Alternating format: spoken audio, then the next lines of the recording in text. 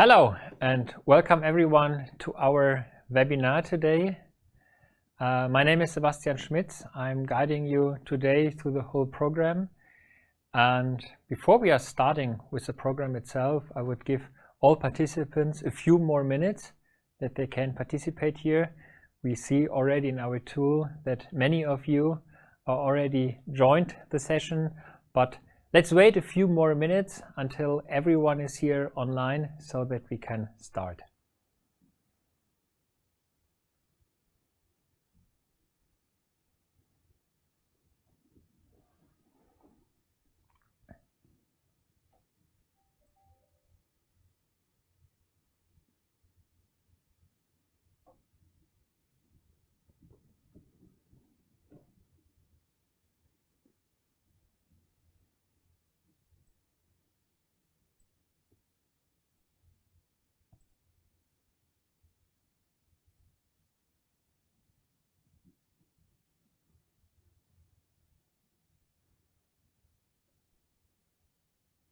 I would say that we would wait for another minute until everyone is there so that we then can start with our program.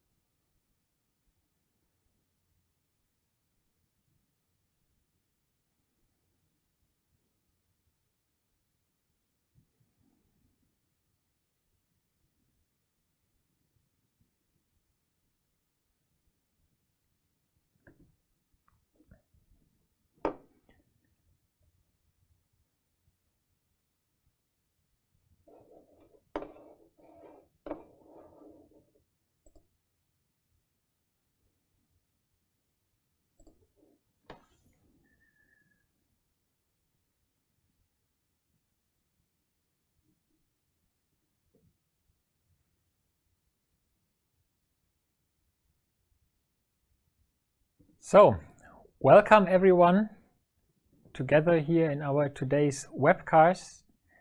I would like to tell you today about the Industry 4.0 Maturity Center, and we also will have a live demo in the second half of our webinar where we would guide you through an Industry 4.0 demonstration environment where you can see how different technologies can work together, how you can participate as an employee in using this, and how it will increase the productivity, and also it enables you to optimize your production itself.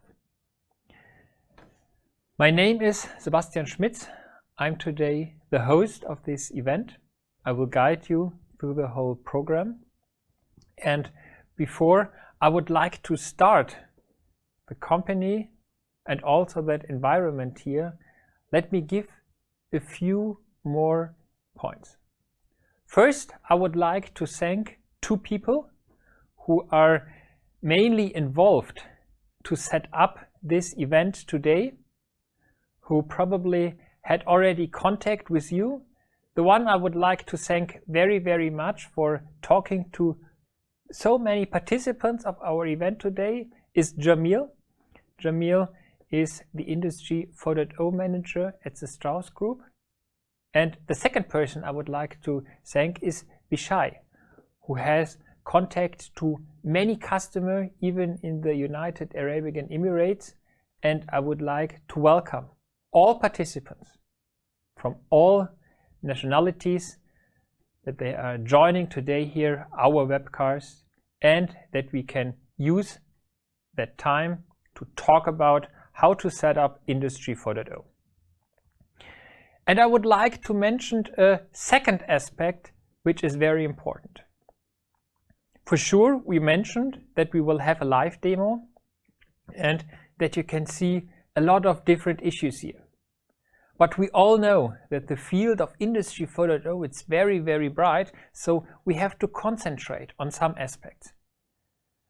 And to ensure that we are concentrating on the right aspects, I would like to have your participation in this event. How can you do this? We have 4 small surveys included in our program.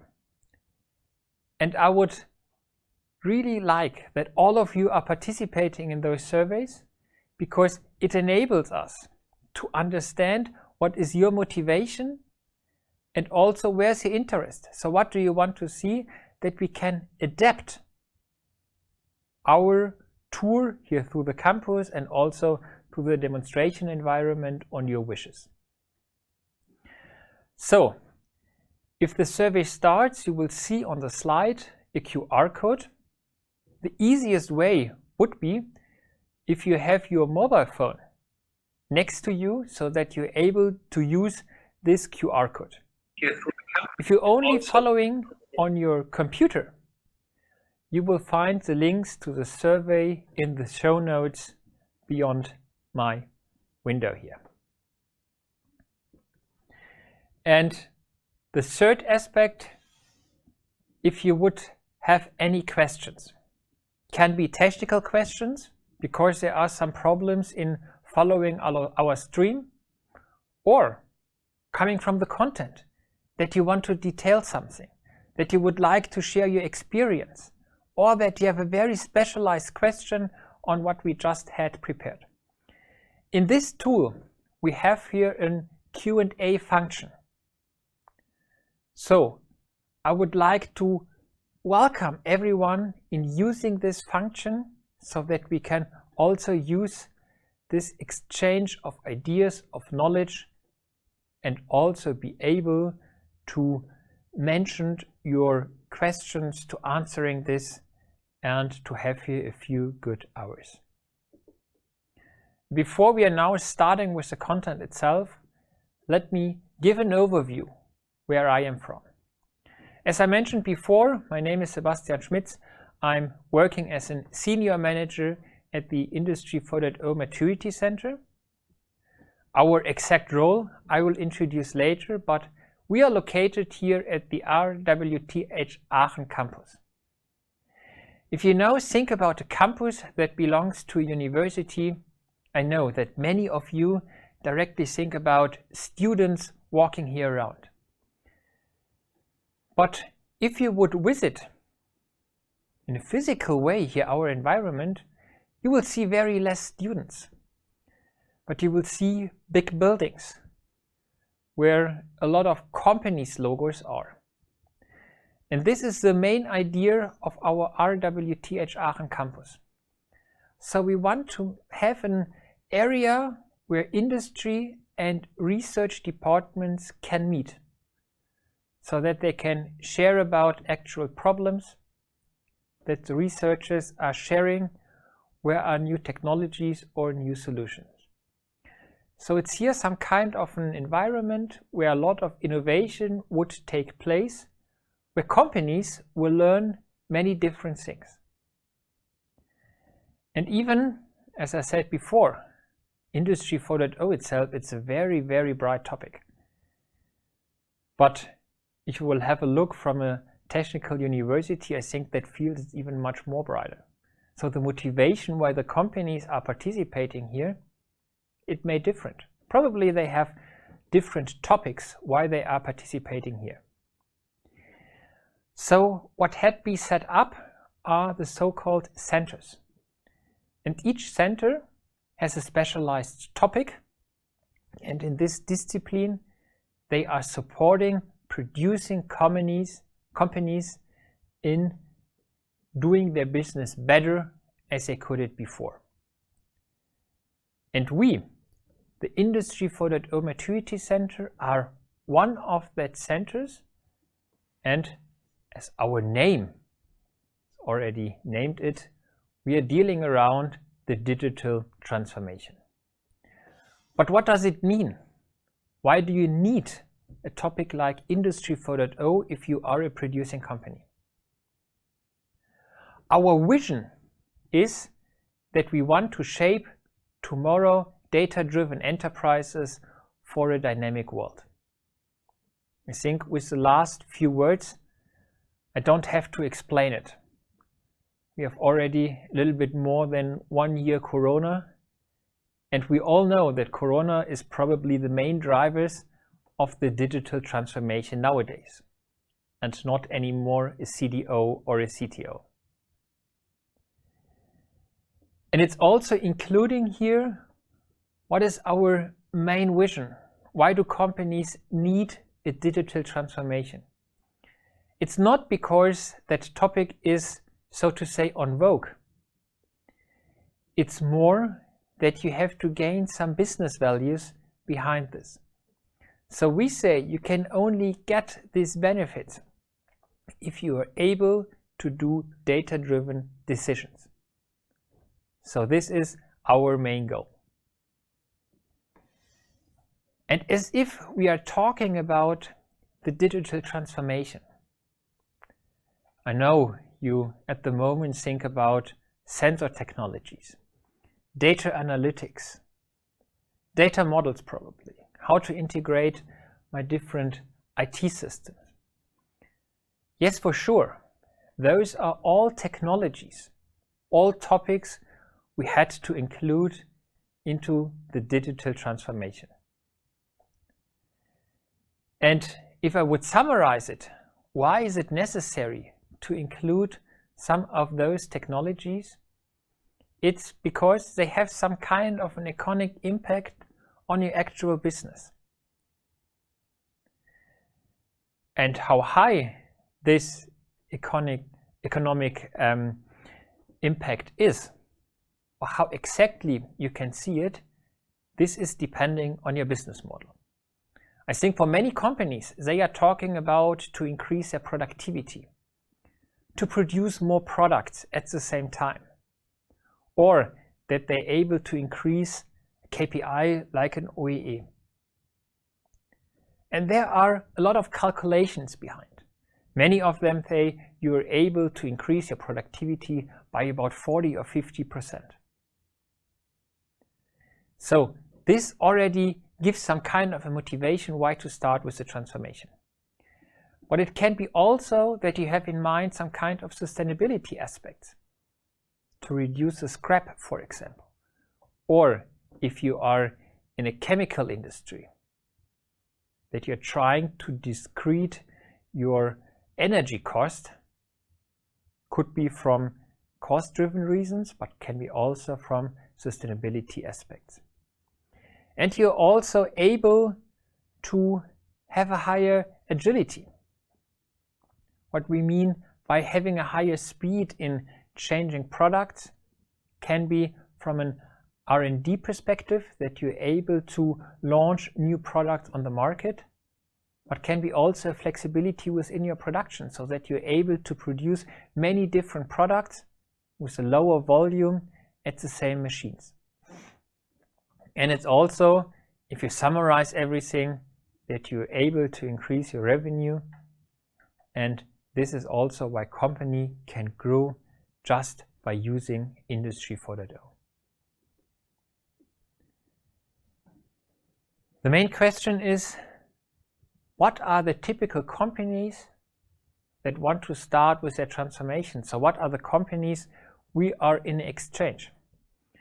I just said before, we are located here in the RWTH Aachen campus. For sure, it's the western part of Germany. So if you're now listening from Israel or from the United Arab Emirates, yes, it's a long distance. But if you would have a look on our customer, also would see that those are customers which are not only located here in Aachen, they're even not only located here in Germany. They have their headquarters around the world. They have different facilities in many different countries. Because also those multinational companies, what you see here, their interest to keep on their way, to start with the transformation, to do it in a very structured way, and therefore they are searching for some kind of a tool how to manage their transformation. And I think you already had recognized it, because we will use it later as an example, that we are also within a business with a Strauss company.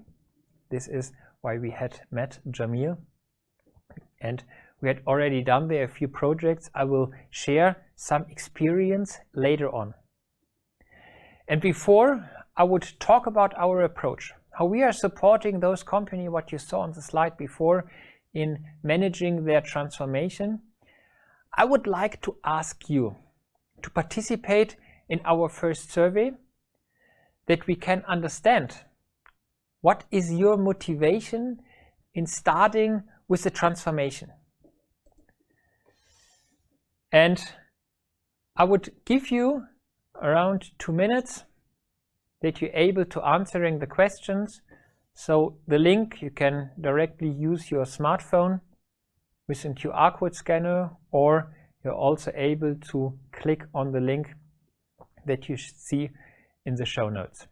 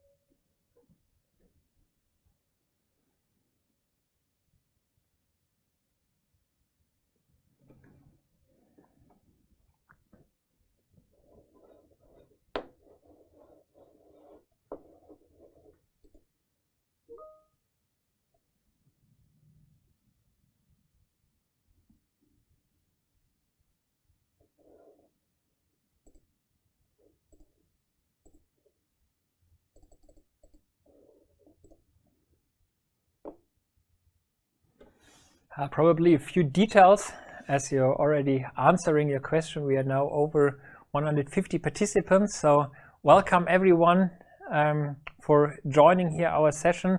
Also see by answering the question that many of you are working in a manufacturing companies, and I guess that even there the transformation, it's a very important aspect. Why to start with the transformation? And let us wait a few more seconds so that everyone has now the option to answering the questions. See that over 40 participants already finished with their survey. So this means if I have a look on the number of participants, that many of you are just answering those. So don't hurry there. I would just give you a few more seconds to answer everything. And we are using the answers, what you had given us there, also to talk about those challenges, for example, that we, for example, will give you some kind of a structure there, and that we also include this to the guided tour we will have later.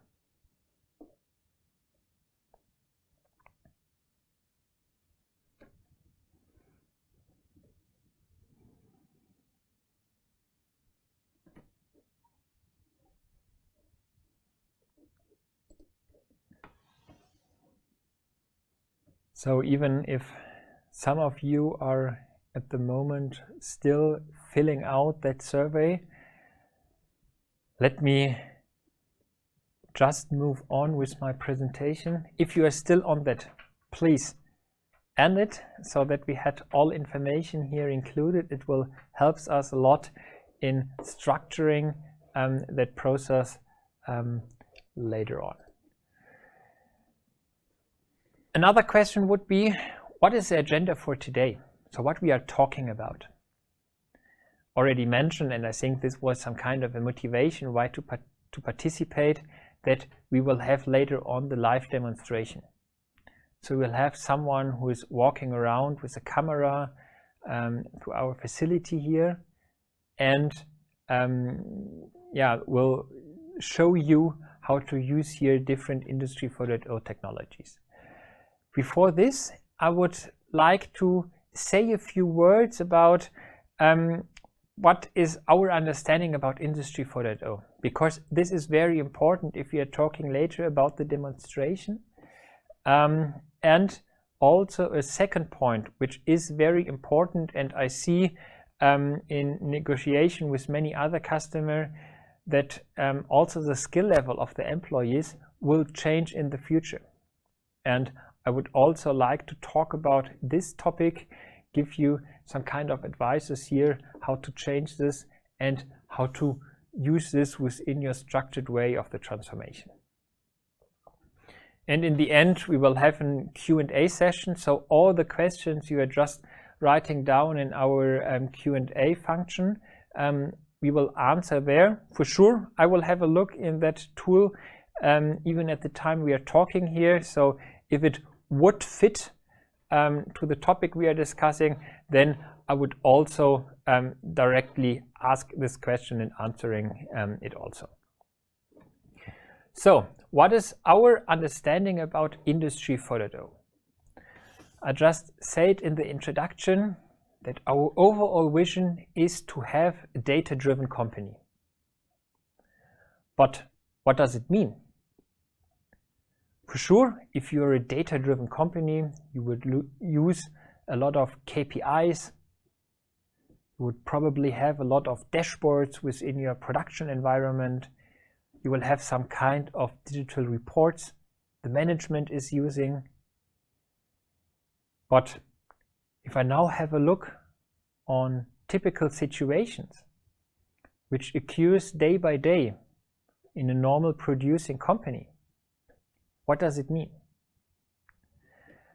And I think there are many examples how those events can look like. One example you would probably have within your opinion directly when I'm talking about this topic is a breakout of a machine. So a machine stops, nobody knows in the first second what happens, and then you have to do some kind of decisions. But it can be also that you see some material is not in your warehouse, or that you also see the quality is not in spec and you have to change some parameters to be in spec again. But the typical approach, how to react on such an event, it's everywhere the same. So an event occurs, then it would take some time, nobody knows what really happens. So you're trying to collect data. In that example of the broken machine, you're probably going to the machine, have a look at the data at the display on the machine, asking the operator, will have a look in your IT system, which parameters are used, which order is at the moment be produced. You will have a call with the maintenance. So you are collecting from many different sources data. And it would take some time. Then you have all relevant data. You want to do a decision. You want to find out which component is not working anymore. So you're doing an analysis. Could be done by an analysis of your experience that you say, I know this situation, I had it a few times in the past, and I also know which solution we had used in the past. Can be also, if it's a new idea, that you will open up an Excel file, type in all the data you have, including the sources, and then doing a manual analysis. And even if you then know which component is not working anymore, you have to think about what can you do right now. For sure, repair it. What repair it means, do you know that you have some kind of spare parts available? That you have an expert available who can do this? And also, how long would it take? So does it make sense to reschedule some production plans because you have to produce and to have to send materials to the customer? So also this decision would take some time. And also, if you have it, would take some time to communicate it, that everyone knows how to deal. And what you can see on the left side of this picture, that you have some latencies, some time durations between the different aspects I was just talking about. And if you would now have a look to the future, how does a data-driven company deals with such a situation? For sure, it still can be the case that the machine is not producing, that you will probably have quality outspec, or that material is not there. But now you are able to use all the technology we are talking about if we are talking about Industry 4.0, so that you're able to sense more data. In the case of the machine breakdown, we are then talking about condition monitoring. You're also able to analyze a lot of data in the background, so you know exactly what happens. You can also deal with different situations. So how to, or which different decisions you have right now, what would be the best, how would different KPIs be changed if you choose decision A or decision B. And it can be also that you are using that data even before such an event happens, which means that the machine will not have a stop, that you will not probably produce out of spec, but using that data, see, okay, there will be a problem coming in the nearer future, and react as soon as anyhow possible. And for sure, what was talking about, this is some kind of a general vision, of a general overview. So it means, how can a company look like? And I know if I'm talking to many different persons from the management of a company, they are using that vision. They understand it, but on the other side they say, if you would have a look on my shop floor, how we are producing nowadays, we are very far away from that decision what you're just talking about. So what we had created was a typical development path of a producing company. It starts with having computerization. So bring IT and digital solutions to the different processes. Means having some kind of an IT system on the production floor, that you have a tool how to capture quality data, how to capture maintenance data, and so on.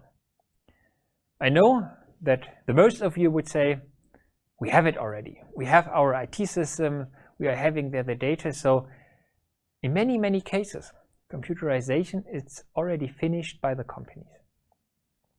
But at the next stage, I know that many companies are having their challenge nowadays. Then we are talking about connectivity. So to include the different IT systems. We are talking about interfaces. We are talking about having a general data model. And many companies are struggling with this aspect at the moment. But this is required if you want to move forward. If you want to go to visibility. Visibility is having all data available in real time when you need it for decisions. What does it mean? It does mean that if you are operator on the machine, that you would have some kind of a display that is showing you directly what are the right parameters, how is the quality, how is the condition of your machine. But it can also mean for a production manager that you will have on his mobile phone all relevant KPIs, or for someone from maintenance that you see are there some problems with the machines and where to go first. And if you have those data available in real time, Then you can move forward to what we are calling transparency.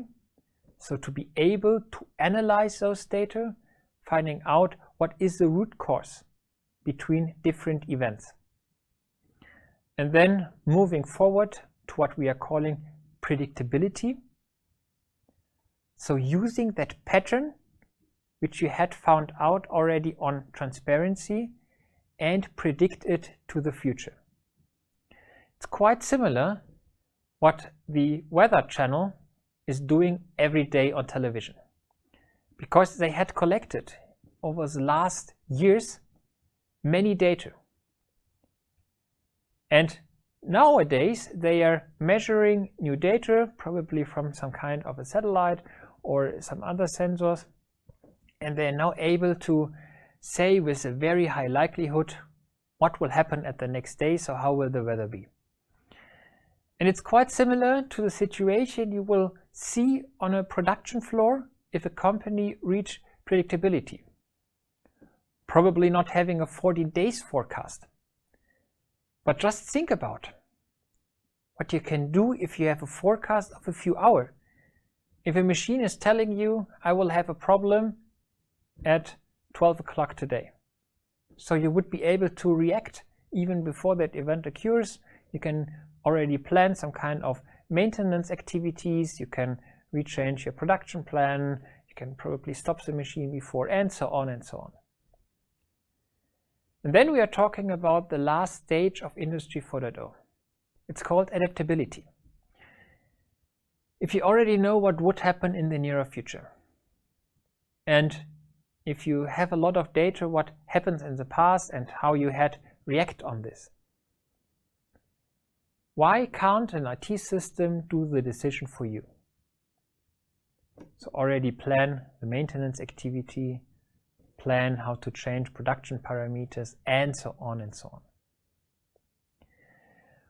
What is now very important if we are talking about this typical development part of a producing company. For sure, if you would reach adaptability, you would have a 100% fit to the vision I talked before about. But it would also mean that it will be a very, very long way. And not for all companies, not for all industries. I would see this as a first target, which is reachable for the next years. So each company have to set up some kind of an individual tool, and also they have to understand where are they right now. And only if you have answers to those two questions, you can create some kind of a plan how to move forward. But there's also another aspect of Industry 4.0. I know we had talked a lot about integrated machines, displays, IT systems, data analytics, and so on and so on. Those are the technical components of Industry 4.0. But if you now would only concentrate on those technical components, so only on the resources, all the physical goods you have within your facilities, and if you only have a look on the IT systems and everything that is dealing with data and information, I'm pretty sure that the whole transformation would fail. Because you also have to keep an eye on the organizational structure. So how are you working together between different departments? How are you able to share knowledge between your different facilities? And also, how are you able to share data and information also with your supplier and customers? And what we are now having built up here as some kind of a model, it's measured how good do you fulfill different criteria that are describing the resources, the information system, the organizational structure, and the culture. And we had mapped this already with the 6 maturity levels.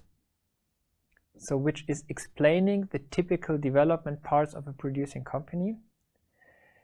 And if you would do an analysis and see how good you already fulfill there the criteria, so in the end what would be your maturity level, you can also see where are your strengths and where are your weaknesses.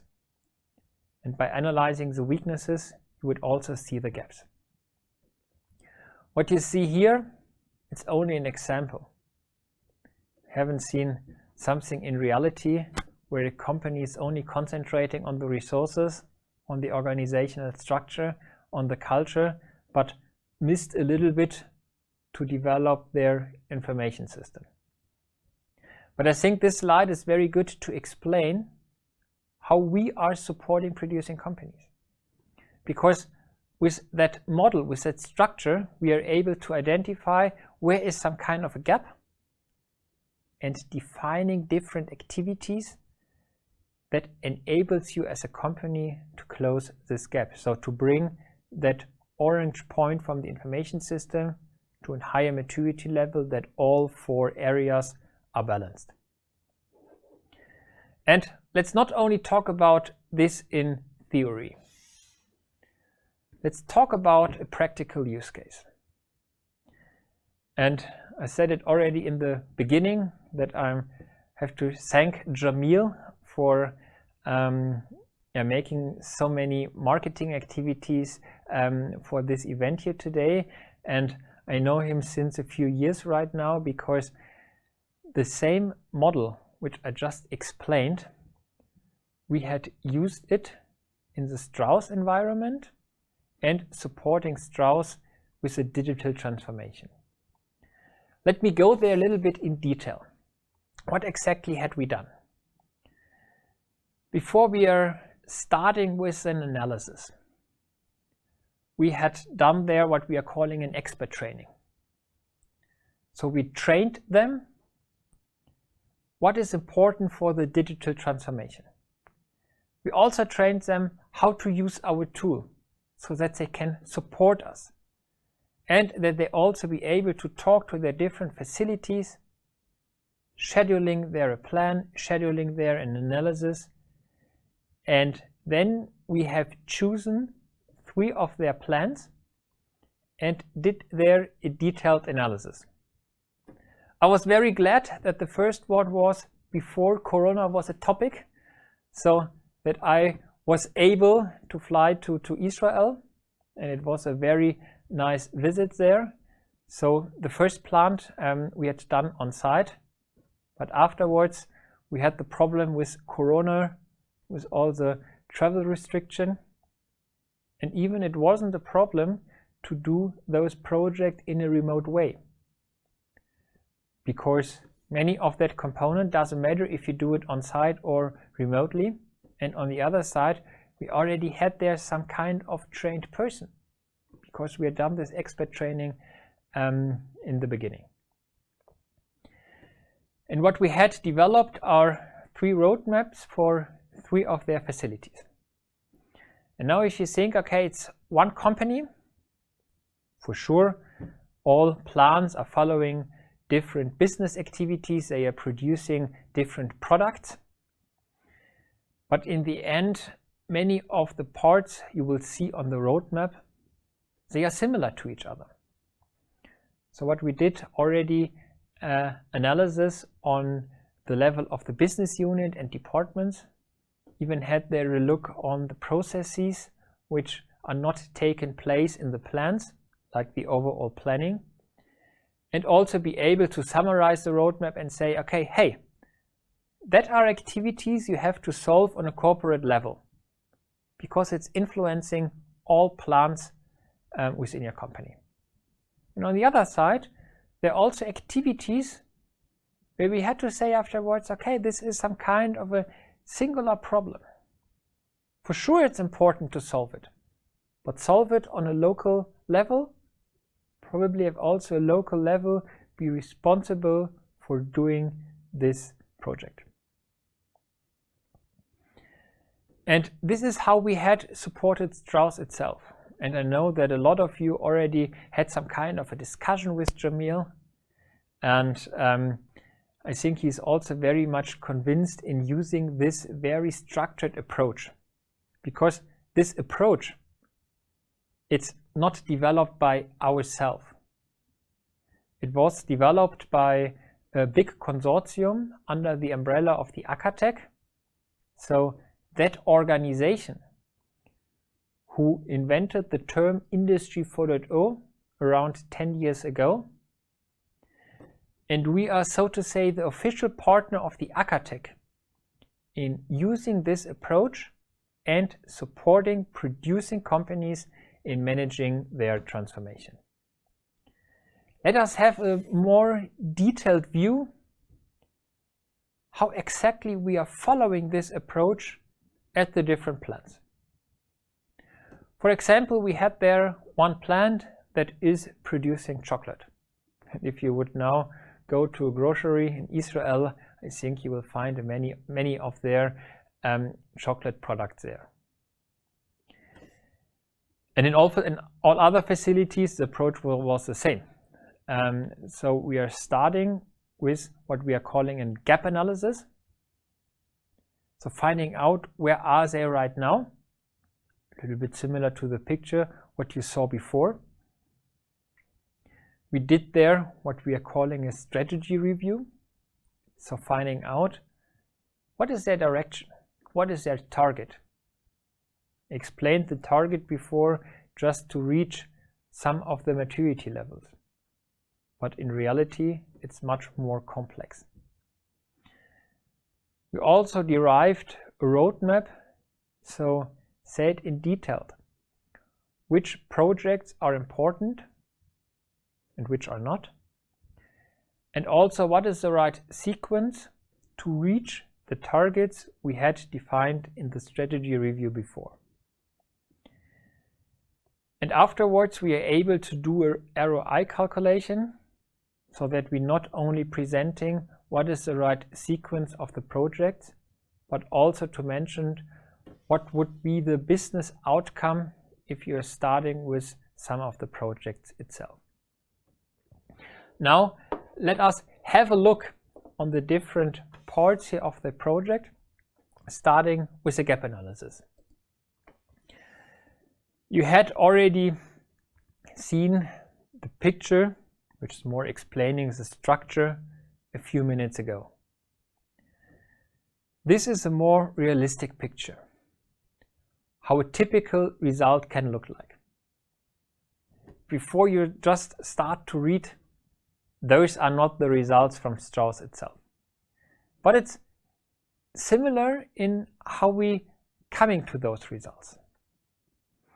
So what we saw here in this, and I think this is why it is a very typical example, that we are on the resources and also for the information system on a lower maturity level comparing to the other two areas.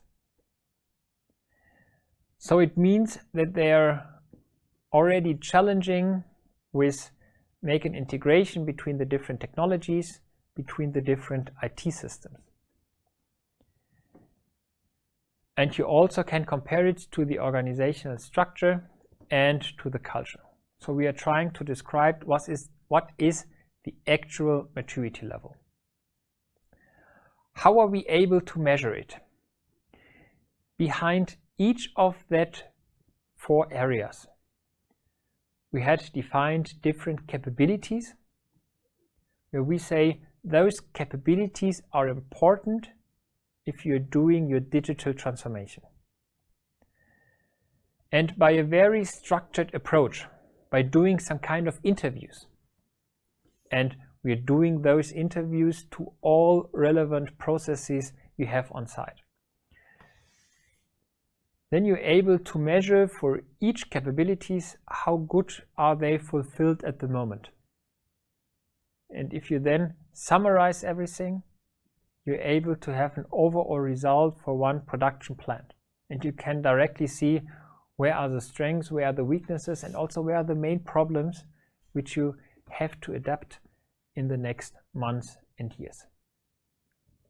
And for sure, it's not only that you have the general view, Because if you're doing such an analysis and want to use it afterwards to manage your transformation, it's important that you're doing this analysis in a very detailed level. So therefore, you have also single results for the different processes. You have single results for the different data, for all the data points we have talked about. This is only the first step of the transformation. Saying, where are you right now? The next question would be, where do you want to go? Why do you want to start with your transformation? And this is answered in what we are calling the strategy review. For sure, each company is different. Each company also following their same targets.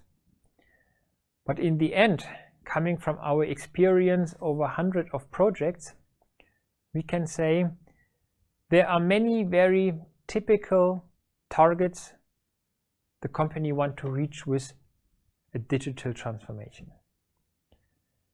And together with a partner from Singapore, we had clustered it to the efficiency. So it means how efficient can you use your assets, your workflows, or even your inventory. We're also talking about the quality, so the product quality, the process quality, but also safety and security, which are some parts are a driver for the transformation. And we're talking about speed and flexibility. So are you able to do a more or less automatic planning? Are you able to switch in a very fast way between different production orders? And also how able you are to speed up your development process so that you're able to launch very fast a new product. And then it's depending for sure on the business, on the industry, on the actual status quo. What are targets you are focusing? It could be that you say workforce efficiency, time to market, and production flexibility are one of our main goals. And for sure, if you now do the same within your company, it would look different. But in the end, this is important to understand where do you want to go. So what are the right actions in the end that brings you from your status quo to your target, what you had defined. And therefore, as soon as we had developed, as we had find out what is your status quo and had also find out where do you want to go, we are able to derive a roadmap. And I know if you see the picture the first time, it looks a little bit confusing. But let me guide you a little bit through the slide here. On the left side, you see what we are called their operational strengths. They are directly linked to the targets we had set up before. You also see a smaller view on our 6 maturity levels. So in this case, company already finished with computerization, so they are at the moment struggling with connectivity. And where we also defined, doesn't make sense to reach the last maturity level. It makes much more sense to concentrate first on reaching the transparency. And then we had a look at the status quo analysis in the different data points to understand where are the gaps right now. And those gaps are then transferred to projects or measures. They are bring into sequence, so you know what is the first project you had to start with. And you also see that not all projects are from a technical approach. For sure, there are projects that dealing with IT systems, they are dealing with an auto ID tracking, for example. But even in the beginning, in many cases, it's one of the first tasks to name somebody as an Industry 4.0 manager for your plant. So the company afterwards, and it's the same as Jamil will confirm if you will have a discussion with them, that they now have some kind of a document, of a plan, that they know how to, or on what to concentrate. And as you just saw it before, all projects were only named with a very short term, with a few words. But if you want to manage the transformation, for sure you need more information. You need not only the information, what is the right sequence, but also what are the details. So we are providing to each of that project you saw on the slide before a detailed description, explaining you how to move forward, explaining you what are the relevant steps. So in the end, you can decide after we had done this project, do you want to move on alone? Because you have the experts in-house, you have now the description what exactly to do, or is it required to get for a few more topics and projects an external expert? And even then, as soon as you have the roadmap, knowing the sequence, knowing all the details, it's also important for many companies, before they can start with a project, they have to convince the CFO. And to convince the CFO, we are calculating the ROE. So we will have a look if we are now implementing a solution. For example, the Auto ID I just had mentioned before. We will have a look, what would it bring? So which problems will be solved? How much are you able to increase your productivity because you don't have to search for any products anymore, or you don't have to type in information into an IT system? So all those small steps we are calculating and will bring in the end a number. What does it mean?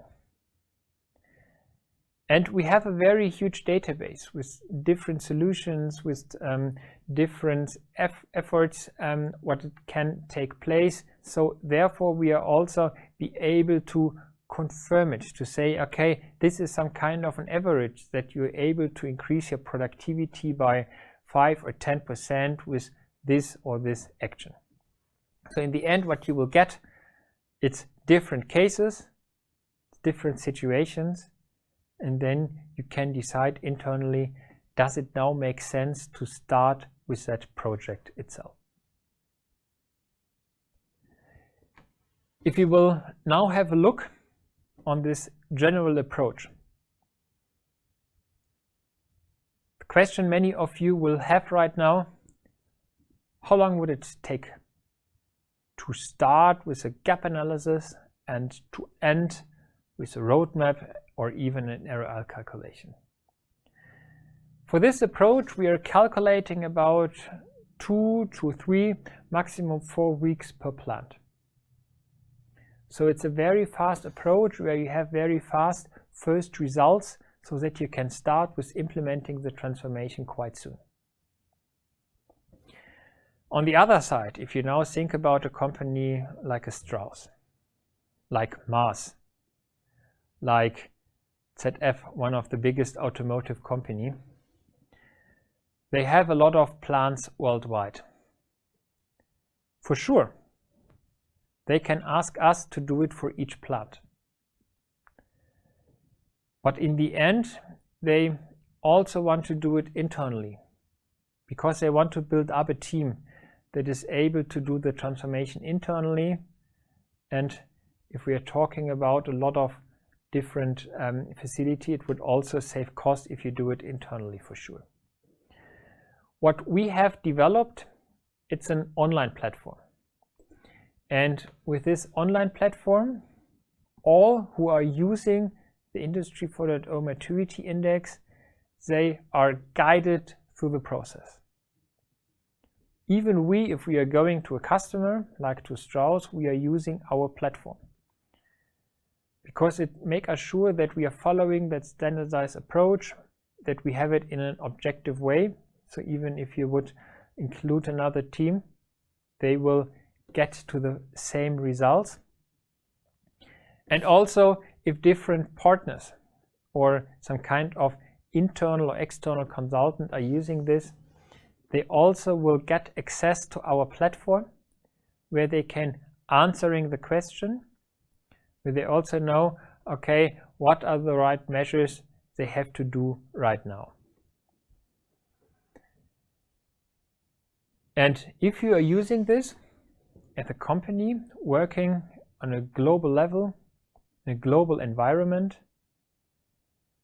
you are able to compare the different status quo, so you know where are similar problems.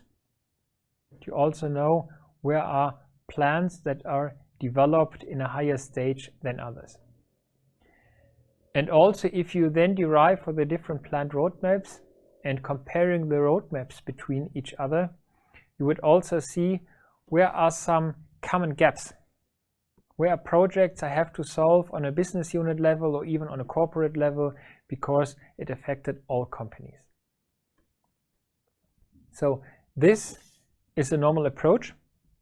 It's not that afterwards your transformation is already done, but I think it's a very good starting point. And for sure, if you have other technical questions afterwards, how to implement a technology, how to, or what is the best approach to do this and that, for sure, we will search here in our network at the RWTH Aachen campus, what is the right partner. And this is also the motivation why we are doing the tour later on, that we are showing you different technologies. But in the end, also want to underline that the transformation itself, it's a very individual aspect. So you have to include that technologies that are really fitting to your business. And also for the transformation, how to deal with it. I want to do a second survey right now. So please also participate here, answering just a few questions. It would help us to structure the tour afterwards. It also helps us to understand better where are your requirements right now.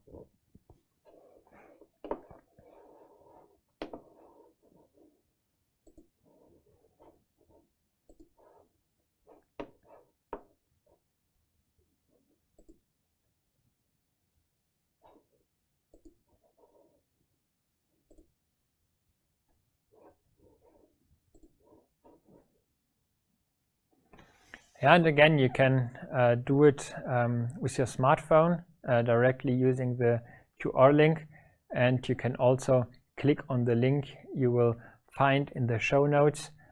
So if you're sitting in front of your computer, you can also use this.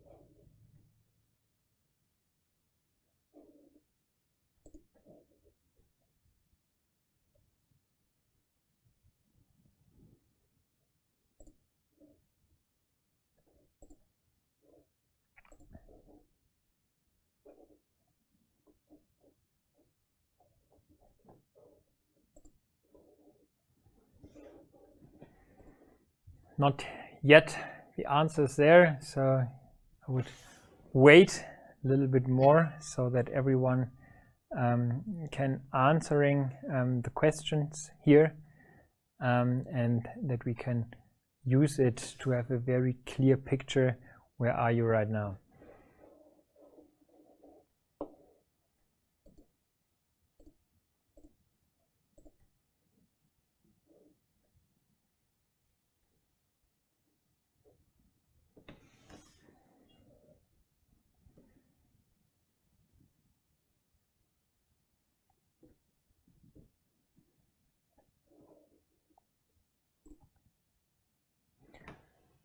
Yeah, and again, the information. So if you have some kind of a detailed questions, you want to discuss anything, or probably you didn't understand it and I should explain it in a more detailed level, please also use the Q&A function we have here in our tool, so that we then can give you the right answer.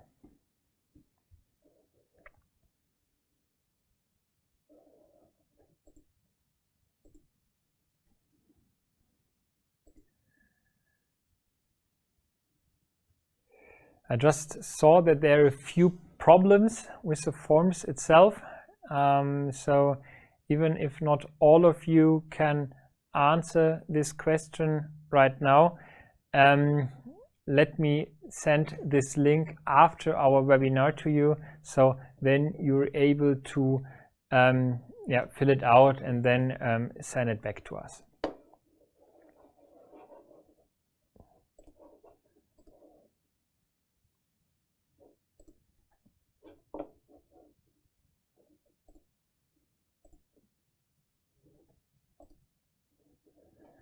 So let us move forward.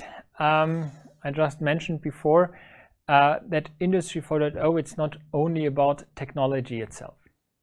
I know technology, it's a very important part, and in many cases, one of the first aspects all thinking about if they are talking about Industry 4.0.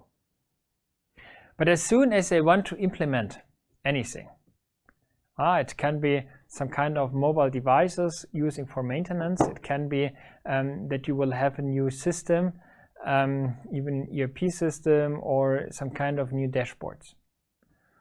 For sure, the installation, it's not the critical point.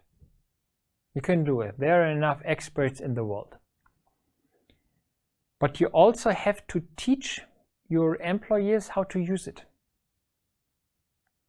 And I know that all companies have some kind of an internal qualification program, but there are some very specific fields where you have to do the first changes, where you have to set up the first courses itself. And what we see if we are talking to companies, that there are 3 very typical groups. And we're also trying to support those 3 groups in making the transformation in a more easier way. The first is that we have to do some kind of a strategy workshop, even to convince the full management what does it mean to start with the transformation right now. So on the one side, we are talking about what exactly is then part of your agenda. What do you have to do? But on the other side, we also want to discuss what are your strategy issues. What is your motivation to start with the transformation? What are your main drivers to do something like this? And we will also show a lot of examples. What does it mean moving on with the transformation? You will see later on one of our campus tour where we are will have a look in a battery production, but we have further demonstration environments here, and depending on the industry you're working on, we also include to such a strategy review that we will have a visit. Can be on site in the near future, I hope so, but can be also remotely, so that you will get some kind of an impression. Let us have a more detailed view. How can a typical agenda look like? So we want to give a few keynotes where we are showing our experience, where we are talking about what is the vision of Industry 4.0, but we will also have room in our agenda that we're able to talk about what are the guidelines you're following as a company, what are your main challenges you have there, what are the motivation, and we also want to discuss how you want to structure your transformation. What are the main parts you want to concentrate on? The full strategy workshop would take about 1 day, and normally participating the management of a company where we are scheduling an individual date where we only can concentrate on that company for the full day. The second program, which is very important for rolling out the digital transformation, is what we are calling the expert training. I'd mentioned the expert training already a few times.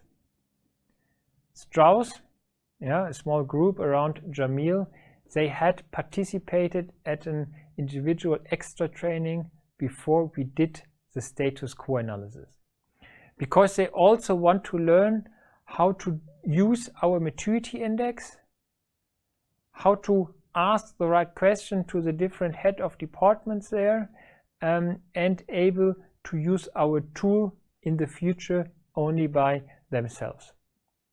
So this expert training, it's designed for internal person who want to use the maturity index, but can be also for other groups who want to get a much deeper understanding about Industry 4.0 or want to use the maturity index for their own business purpose.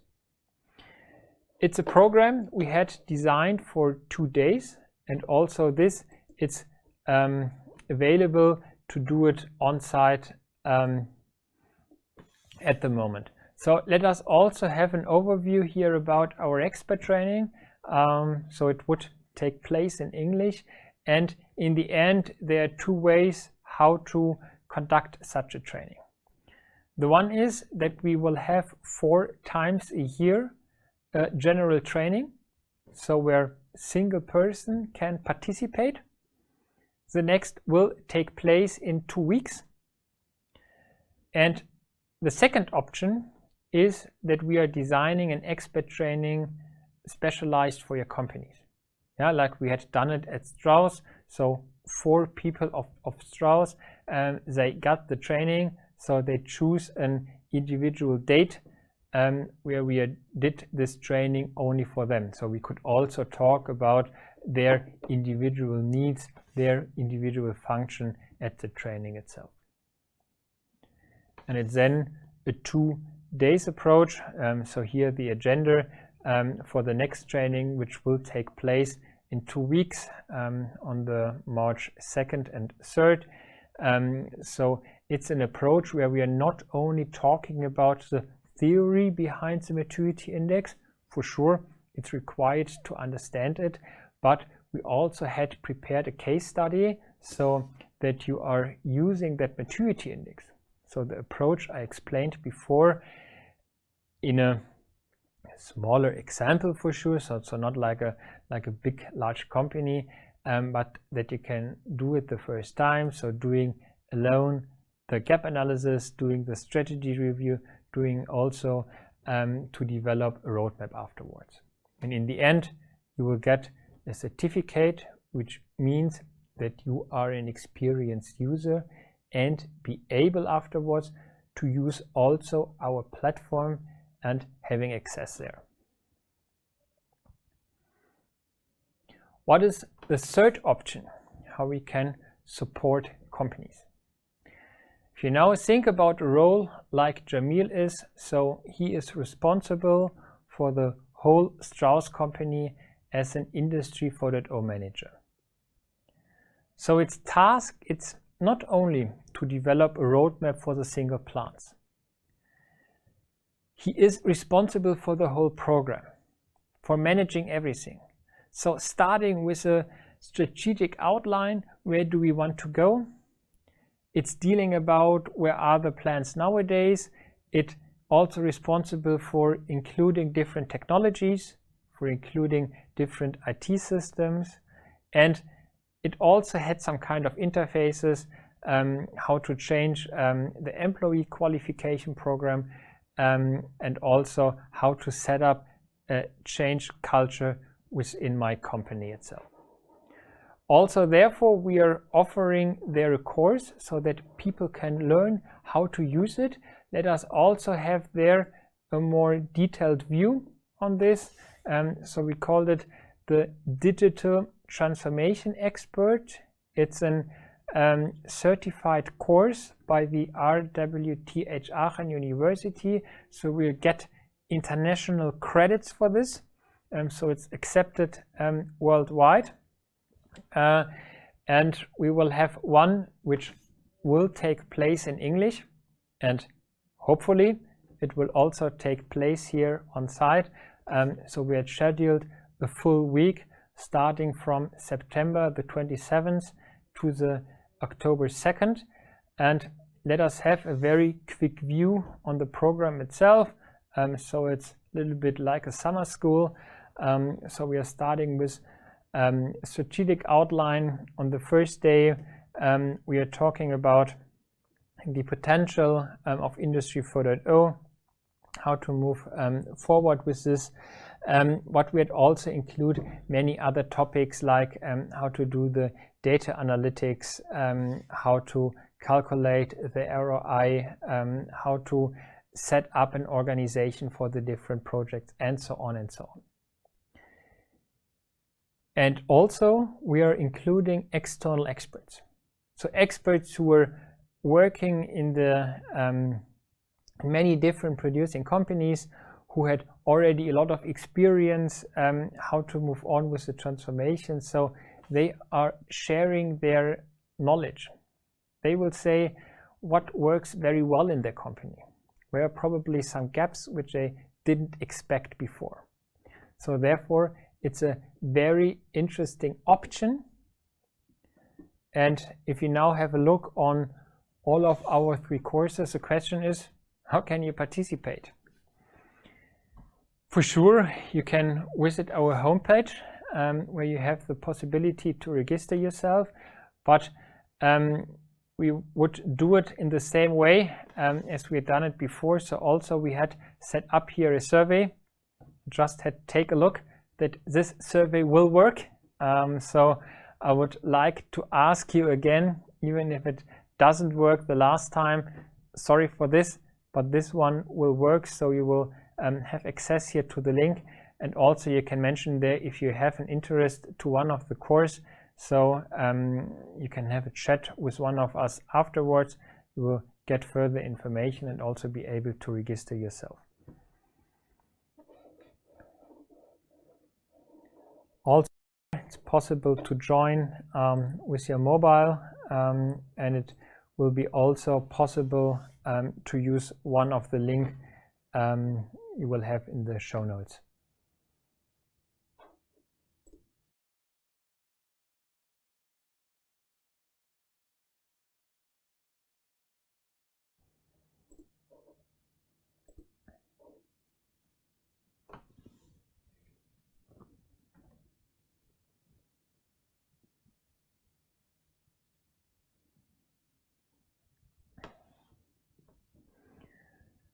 Just see that the first answers are arriving at the moment, but I think there would be still some time so that we are able to collect all answers before we are starting with the tour afterwards.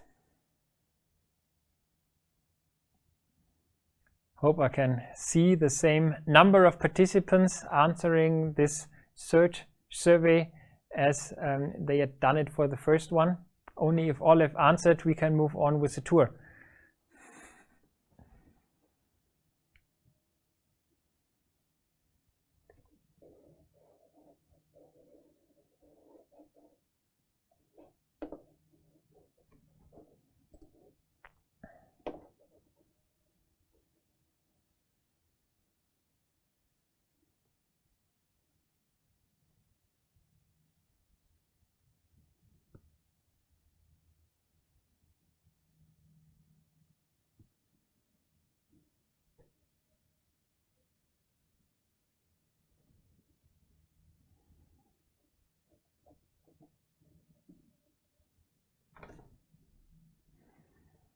probably as some kind of first results I can share here, even if I see that many are participating at the moment. But I think I had convinced most of you that the training and skill program, it's very important or somewhat important, but no one really thinks that it's not necessary or not important to even have a look on the skills if we are talking about the transformation itself. So I would give you 1 more minute just to answering the survey here. And then I would introduce in some aspects for the live tour.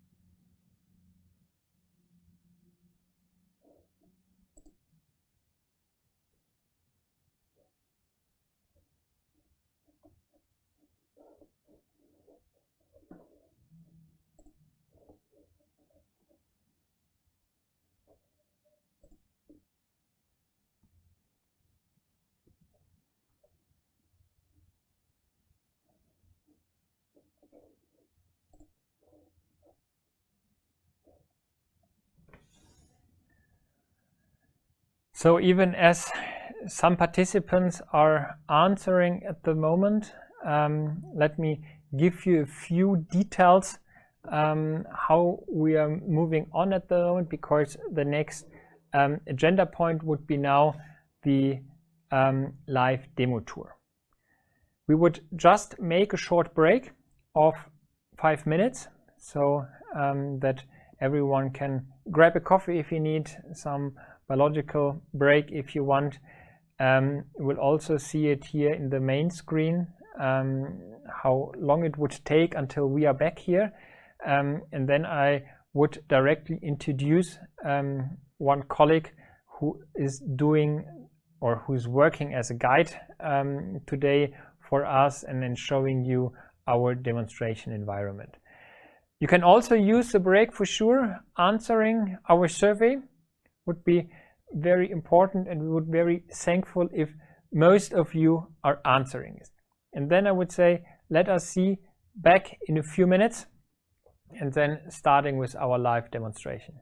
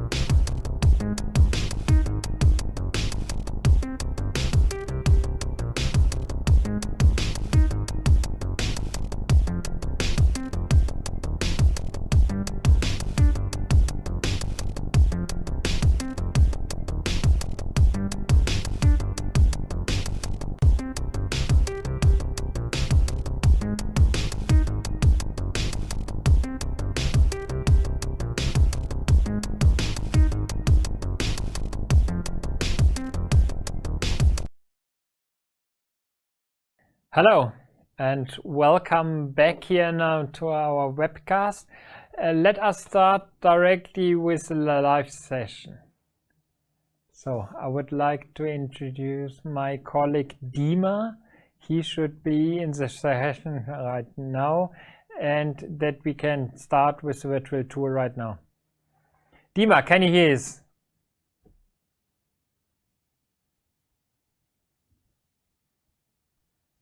I guess not yet.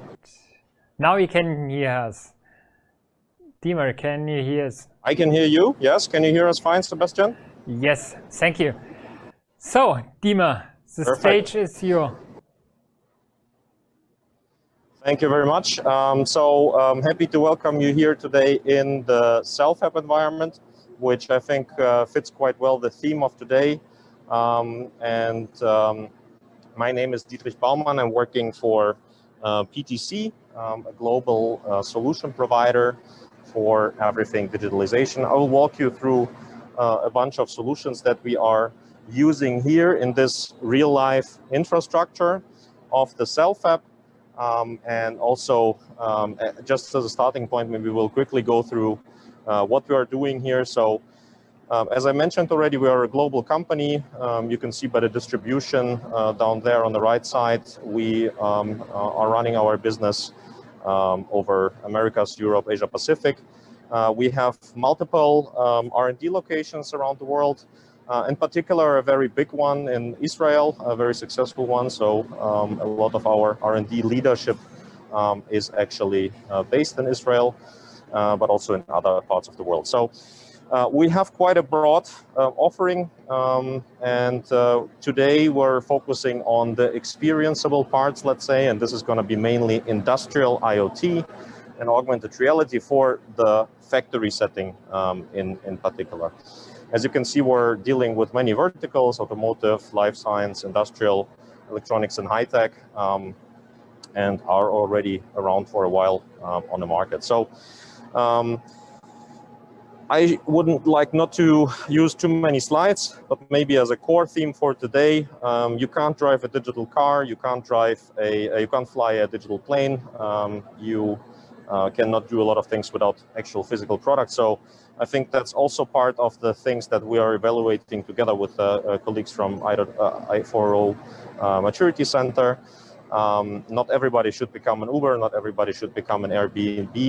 It's rather about being able to capitalize on that capabilities by using our industrial IoT offering, by using our augmented reality offering, and the rest of the suite. But today it's really about the two. You can see by the logo that we are really serious about physical and digital convergence. I think they're a great combination, because if you think of what industrial IoT does on the shop floor, it's about bringing insights from the physical world into the digital world. And with augmented reality, we can do it in reverse by taking digital data that's available and showing it right in the context where a human is working in his environment, which is physical, which is really in front of his eyes. That should be enough in terms of slides. I would like to take you on a quick tour to introduce you to the facility and also the topics which we are dealing with here. So we'll make the camera mobile for a second and follow me. So let's start over here, where Christoph will make place for me. Thank you very much, Christoph. So we are talking about these products over here. These are battery cells. You maybe know them in many different forms. So the most common one are cylindrical cells that you would find anywhere in your remote or other products, or in the Tesla, for example. Then there are prismatic cells, and then at the end there are so-called pouch cells, which you can see here. All of them are quite more or less lines that difference which one you choose. But you can find these, for example, in hybrid buses. I hear some echo for some reason, but that's the way how such a battery is created. Can you hear me?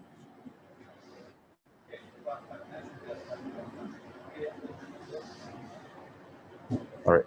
So you see here the more start building such batteries is a foil, either aluminum or a copper foil, which we are then coating. And coating in this case really means that we are applying a slurry on the surface, which looks like this. So you see the black coating on a finished piece. This is an aluminum piece. This is a copper piece. The recipes are a bit different, but that's something we want to go after the coating process. We take that and then we introduce this into the stacking part, where we create this part of the product. So a stacked cell with multiple foils. That result is then packaged. That result is then building this mechanically finished cell over there.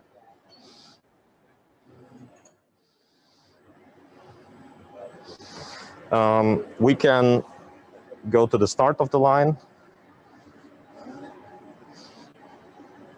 For some reason, I'm hearing some echo sometimes, so maybe the guys in the studio can check on that. The process starts over here. So we see a bunch of machines that are responsible for mixing the slurry, the one that I explained in the beginning, which is then coated to the foil. So that's the beginning. After that, we take the slurry. We can run a couple of measurements for viscosity, for example. And the goal here is really to get a really, really homogeneous result. So there are no particles in, there are no air inclusions, etc. By being on this line and digitizing it further and further, we have identified the fact that it could become better, so we could make it more homogeneous, and introduced another asset in here, which is this continuous processor. So we take the slurry, and then by processing it again one more time, we can get rid of a bunch of air inclusions and can get rid of particles that are within the slurry. Then we take that result, we put it into the coating line, which you can see here.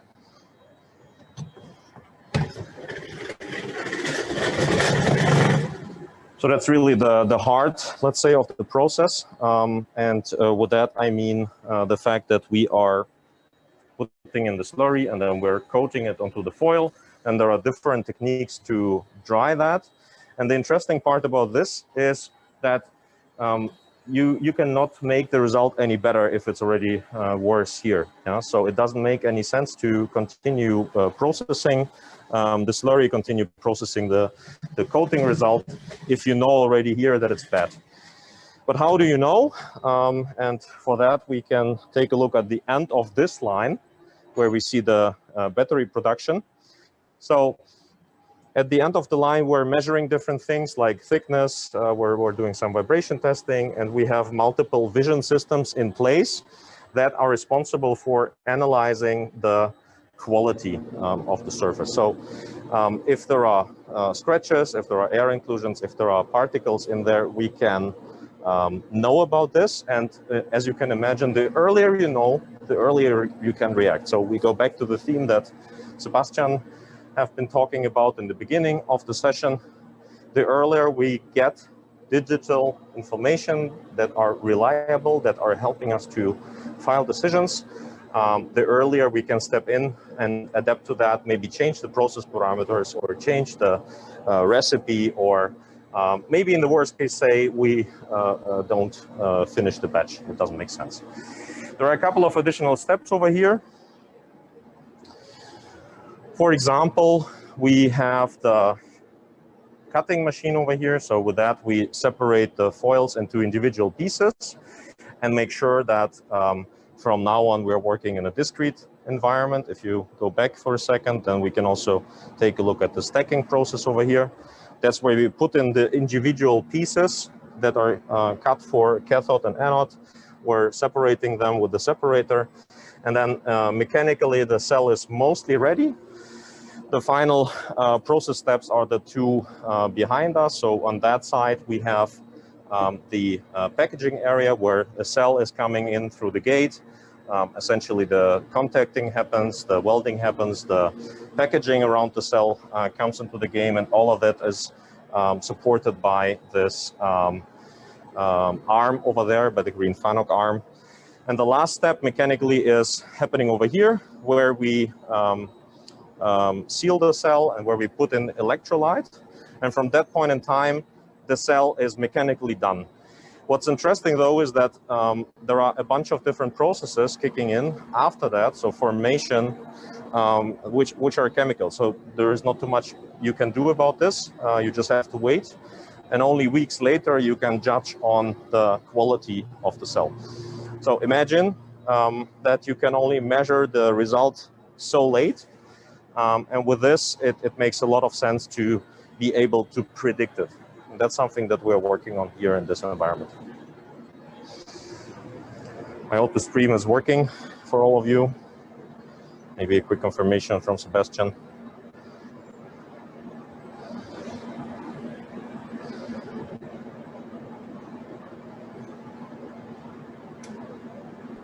Yes, it's working. Thank you, Sebastian. All right, so let's get to the digital part of it.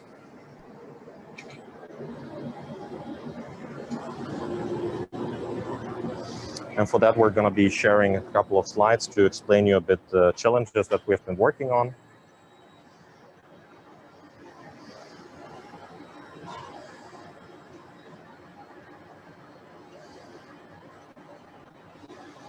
All right, so you see the slide now explaining all of the different things we are focusing on. So the focus for today is really this part. After we put things into production, I just wanted to briefly mention it. We also work on extending that to the left side, where we work on the bill of material for the product that we're talking about. So for the cell, we work on how we hand that information over to the manufacturing bill of material. Quite the same view, but structured in a different way, because in manufacturing you need different ways of structuring the bill of material. Then we also do the planning for the sequence, let's say, so the production sequence. And then we help with thingworx from that on the technology that is used here on the shop floor to make that executable. So what does it look like? We, first of all, had to deal with the infrastructure as such, and this is what makes this environment interesting in particular.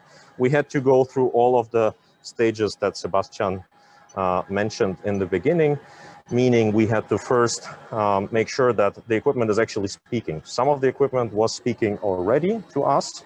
Some of the equipment didn't speak at all, so we needed to do retrofitting to make sure that we get the signals we're looking for.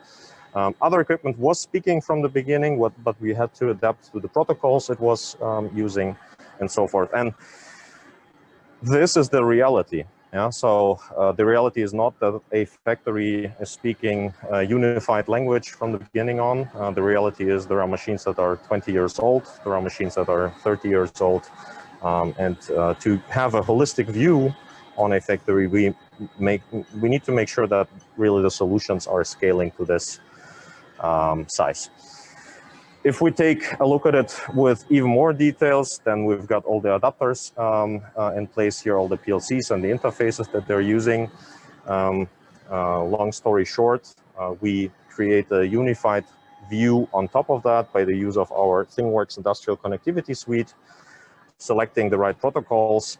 And from here on, we can use them inside applications. Yeah? So these are applications that we are hosting.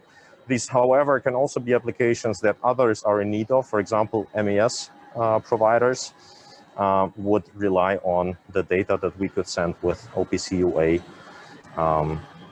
from Kepler to their solutions. Now, on top of that, we have a hybrid architecture here in the cell fab. So most of the data is processed here on the line, on the server back there. And then hybrid means in this case that we're also federating some data to a cloud instance of thingworx, where we are not sending the full stream of information, but really a reduced set of informations. But I will get to that later for which use cases we're using it. That was quite technical. Let me show you a bit more the application side of the things. So I mentioned we are working on the planning side. So here on that screen, you see the transformation from an E-bomb to an M-bomb. And as you see, there are many things that are very similar, but the structuring is different.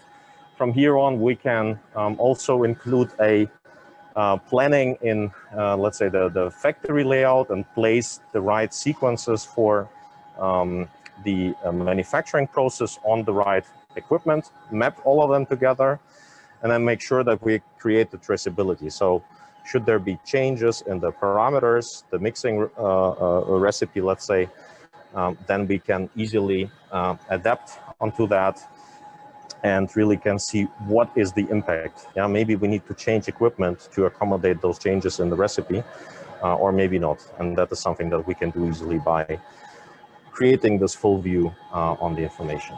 Finally, for the shop floor applications, I would like to concentrate on this area. So I'll go back to the start screen. What you see here are solution elements, let's say templates that we give out together with the application set of thingworx. So that means that, first of all, thingworx is a platform that you can build on anything. But since years, we are packaging solutions in a way so that the customers have not to start with zero. And you can see a couple of role-based applications that are providing a maintenance engineer with a set of information, with like the asset advisor that will soon become asset monitoring and utilization. We have a production KPIs, which is really for somebody who's responsible for understanding the line performance, understanding the quality, and lastly, the overall equipment effectiveness for a line or for a plant or even for cross-site installations. And then in addition, we have built applications that are specifically focusing on the point of quality. I mentioned that in the coating area, if we realize that the quality is getting worse, it doesn't make too much sense to continue with the production process. It rather makes sense to stop there or to adjust as quickly as possible. As you can imagine, materials, for example, on their own already are quite cost intensive.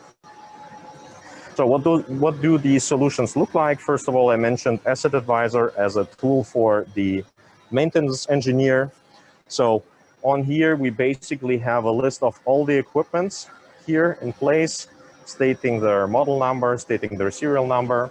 And really what we care about is their status. So in theory, a maintenance engineer would filter out everything that is in status running or planned downtime, and he would only care about things that are giving warnings, things that are having issues, or in the worst case, are in a unplanned downtime state. You know?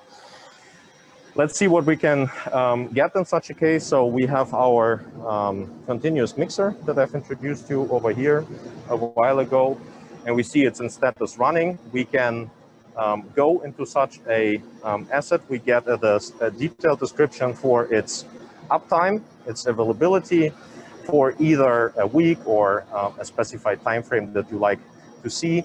We get a color-coded view on the last week of performance or on daily status, etc. However, we can also deep dive that. So as a maintenance engineer, you might want to specifically know why it maybe has reached a certain critical state. And for that reason, you can go into the detailed properties that we are receiving from the Vago PLC in this case, telling me about the motor current, the motor speed, temperature, and everything we care about. So that's really the core of understanding the assets in a way so that it does make sense for me as a maintenance engineer to know exactly how my factory equipment is doing and if I need to react. Second area, as I mentioned, is production KPIs. So in production KPIs, we are caring about the real-time production performance. of our equipment. And in that case, we are seeing the complete site of Selfab Aachen. We are seeing sublines with electrode production, coating and drying. And then the third one is cell assembly. Those are the areas that I've walked you through. And lastly, we can individually select either the complete plant or sublines and ask for their OEE, ask for their availability, quality, and effectiveness. That's really the functionality of this application, telling you specifically about how your line is performing, how your site is performing. And we are currently working on solutions that will allow you to take that knowledge further and really say, okay, I see that data. Now, how do I identify bottlenecks in my factory? How do I identify measures to solve those bottlenecks? And how do I identify now, let's say, a ranked set of measures and follow up on that? So really going back again to the original theme, how do I adapt to something that happens in my factory? And in that case, it's about a bottleneck analysis to find the weakest chain member, let's say. I mentioned already that we're dealing here with the quality, and we built a specific view on that with our quality monitoring. So this is really just focusing on the coating area. And for that part, we first of all introduced parameters that are given you as a preset. So next to all of these numbers, if we are running an actual order, we can make sure that the operator gets a preset for, let's say, suggested values, suggested optimal range where the machine should be run at. Second, with this solution, we're also allowing the operator to use a unified HMI. So I mentioned that we are having a lot of different PLCs with a lot of different HMIs, and for the operator, it can become complex to deal with all of that. So what we are creating here is a unified view on that, allowing you to set the temperatures, the air fans, air fan speeds, etc., for this environment, and so that you only have to learn one UI instead of getting familiar with a bunch of them. Lastly, for the quality itself, we created a specific sub UI, allowing me to do two types of analysis. Number one is we have a live analysis that is really focused on what the camera can give me in terms of details. So the camera has some, let's say, learning capabilities inside, and so that you can teach the camera on identifying anomalies, if you want to say it simple. So particles, scratches, maybe air inclusions. This wouldn't give you the full set of details. However, you know something goes wrong. That is something that you can see in the live analysis. For the historical analysis, we are getting results back from a AI engine that we're communicating with through the cloud. So going back to the idea of hybrid architecture, the signals that we're sending to Azure allow us to take the pictures we are collecting from the camera and say, we identified there must be something. What is it exactly? And we get back the result that you see right here. And we'll try to select one specific point in here.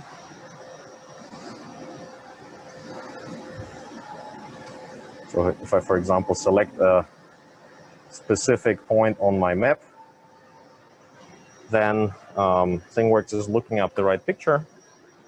And based on that, it will tell me what is the result that I'm getting. So is there a crack? Is there a scratch? Is there an air inclusion or something else? Tell me the number of those, and then give me a kind of a quality index for that area that I'm looking for. And with that, I know I can adjust it by understanding the parameters that I've been using for the production, the speed, the fans speed, the temperatures, the parameters for the slurry, etc. With all of this, I can compare it to the result I'm measuring and really see if I need to adapt on anything. How do we get to actually know about the orders? I have skipped this area, but since I'm seeing we are doing quite well in time, I can show you the current state. The current state is really that we are preparing the jobs inside the same system.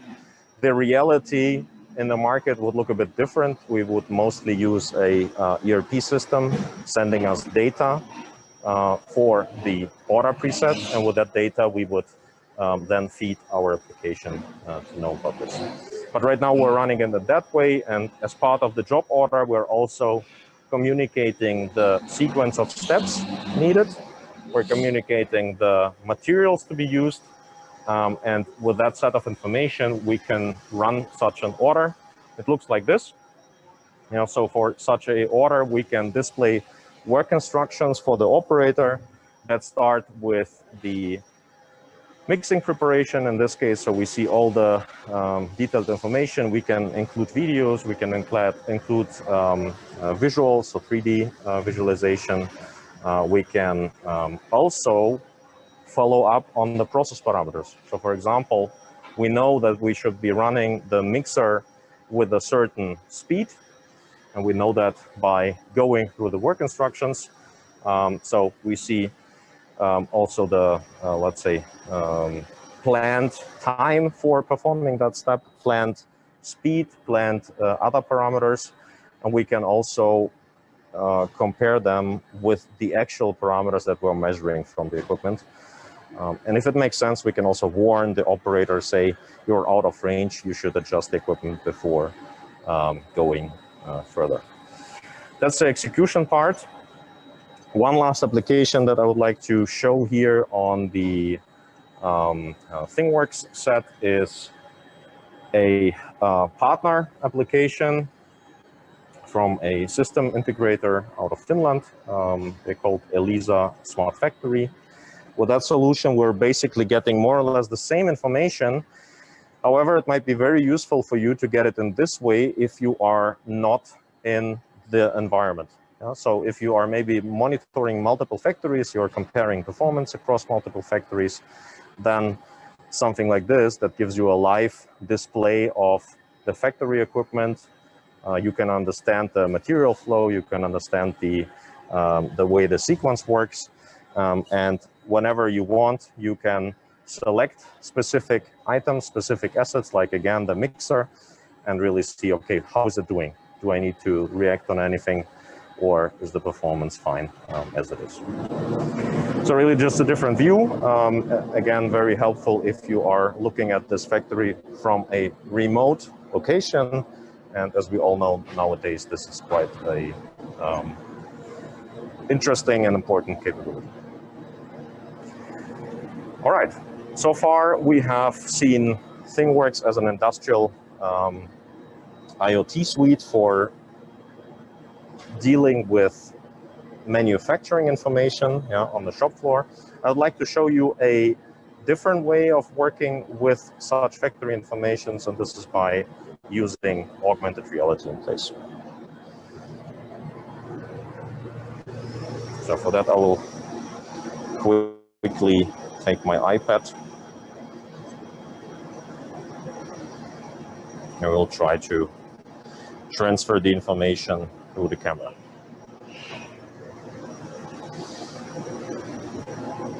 So what's important to mention already up front, we are preparing the information dynamically. So that means that we can receive all the CAD data that you will see, as well as the signals on the fly while we're running such a session. The application I'm using right here is called Vuforia View, and it's simply put a browser for augmented reality. What does it mean? It means that it does not have any content inside. It only gets the content once I'm scanning an instance of a machine, for example, that will tell me about its serial number, that will tell me about what information I should receive. For doing this, we have a barcode here on the machine. So if I look onto the barcode, that's the point in time when I get all the information needed. So at that point in time, we have now a set of data on here. And we see already we are dealing with a specific machine. So not any machine of this type, but really this specific serial number. So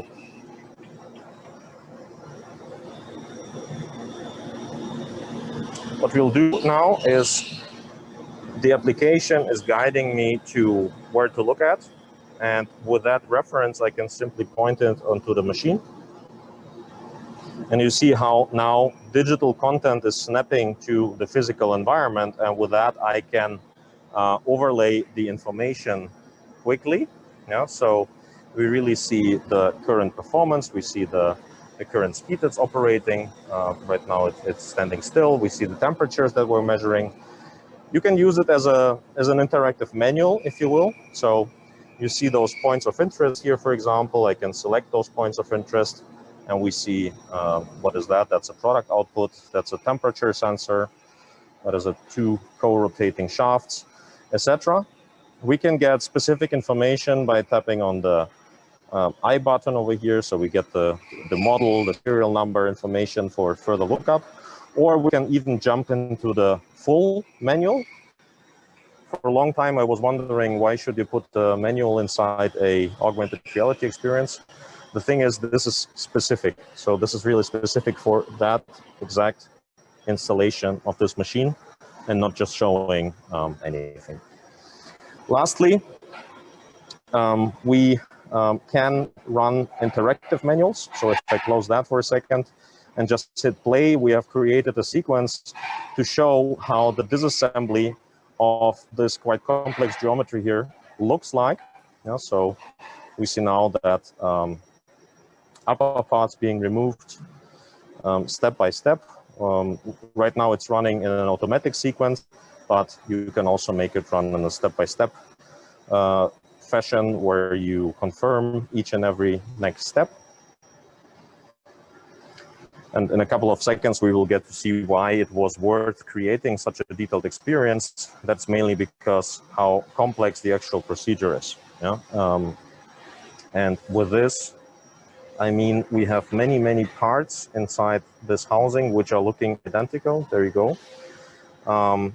And if you assemble them back in the wrong order, then the machine won't work. Yeah? So they're really looking identical. Now you will see them flying out. And the operator really needs to make sure that they are assembled back in the exact same sequence. Otherwise, the machine won't work again. That's the first solution that we are using here for guidance in terms of augmented reality. The second solution is a little bit different. So here we are using digital information prepared to show how to service such equipment, which happens quite frequently. So it needs to be cleaned after each run. The second solution is really focused on capturing knowledge as quickly as possible without actually having all the data that we've just shown here in the context of equipment. So it's based on wearing a wearable device like a RealWear, for example, or a HoloLens 2.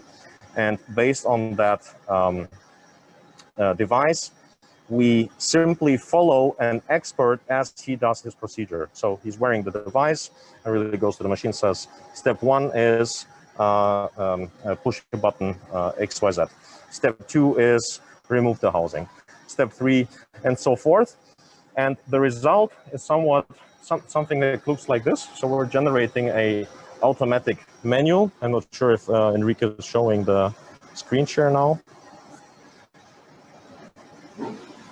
Okay, you see now the screen. So here we have the manual containing pictures, containing video sequences automatically created, and then positioned in a SaaS environment. So you don't need to install anything as a customer to make this run. And by the sequence, you can now make sure that you are efficiently distributing the knowledge of one expert to multiple people by using different techniques like wearables, like mobile devices as iPads, iPhones, or more fancy things like the HoloLens 2. By using the HoloLens 2, by the way, we're also capturing the location. So not only are we able to say you need to perform this task, but we can also show where to perform the task. What does it look like? I would like to take you quickly on the tour again back to the cutting machine.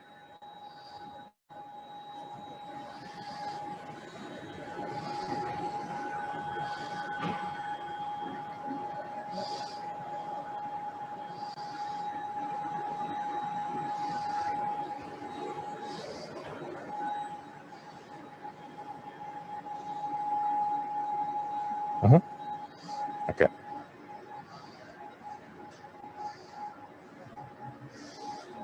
My cameraman has a hard time following since I'm running back and forth, but I hope it's all right for you. So here we have the machine.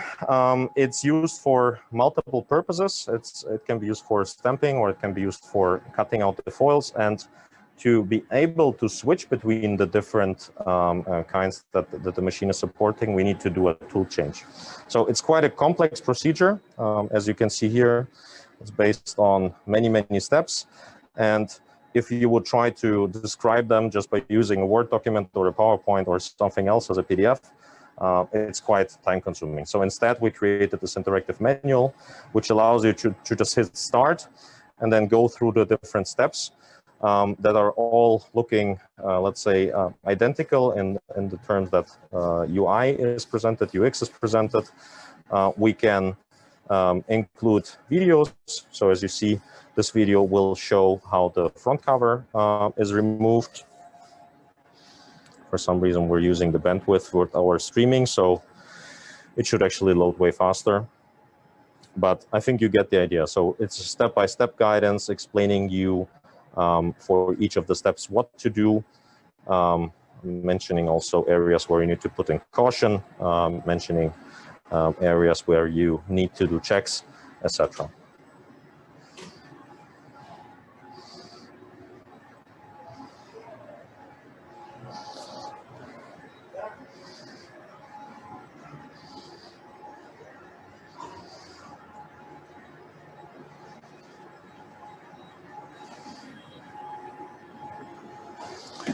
So since we're now dealing with the topic of augmented reality, maybe we'll also speak briefly about the last part that I've actually planned for today, which is dealing with augmented reality on a large scale. And for that, I have prepared something here that I can quickly run as a video. So let me just briefly switch to that part, because it's easier explained if we are just showing it as a media. So here you see a technology which is quite new, which allows you to go to a place like this, to a cell fab where you have a lot of machines, and quickly scan such an environment. Oops, it's not playing, sorry.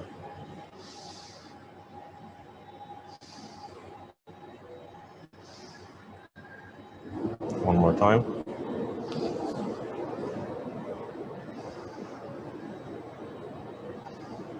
Okay, here we go. So now you see how we can use either something lightweight like an iPad or an iPhone with a LiDAR sensor in, or more professional hardware like a Matterport scanner or a Leica scanner. So in that case, you're seeing the iPad way of capturing such a place where we create essentially something like a point cloud. And with that point cloud, we're able to build a target, which allows us to start anywhere in that room. Just point an iPad or just point a HoloLens onto that place and receive information wherever you want them to be. In that case, we just started with that technology, so it's quite new, and we can see the first result being quite simple actually. So we just placed machines within here and tested the stability of how we can overlay the informations. And you see how quickly that works to snap geometry onto it. Right now, there is no business case in this application. It's just a test. I just wanted to use that moment to share with you. However, there are many possibilities behind that. For example, placing maintenance instructions right in place, placing OEE information right in the context of the equipment, right in the context of a complete line, etc. And we're just exploring that space right now. That was a sneak peek for you.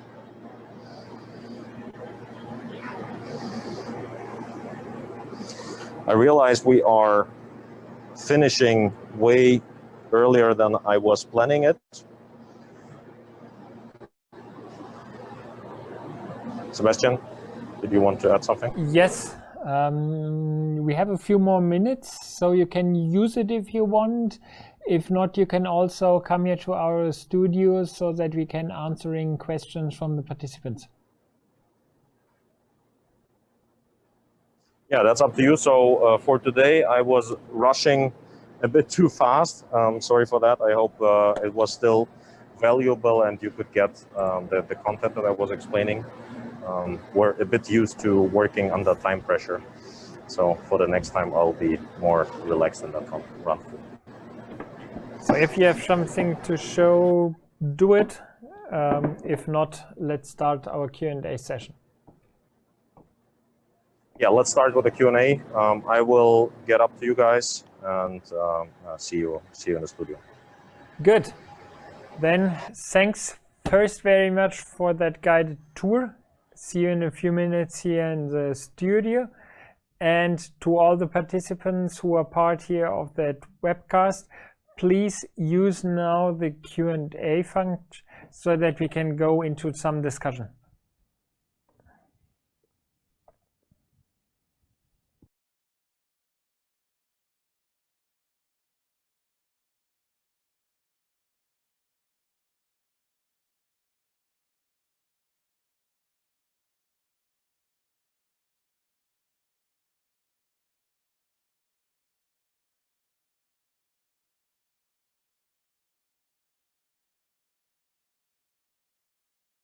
Here in the studio, I think it was a very interesting impression how to set up such an eLab.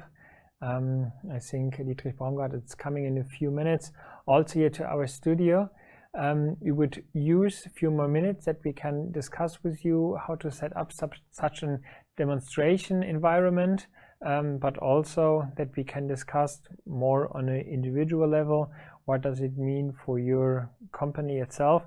I think so long he would use for going up here to our studio. I had created a last survey just also to collect your feedback on the guided tour. So it would be great if you can also answering those. I saw already that you got a few questions. We got a few questions from us. Yeah, would be glad for sure if further person also asking the questions. If not, let us have at the moment here the survey. So please take a few minutes to fill it out and we will be back in a few minutes. Thanks.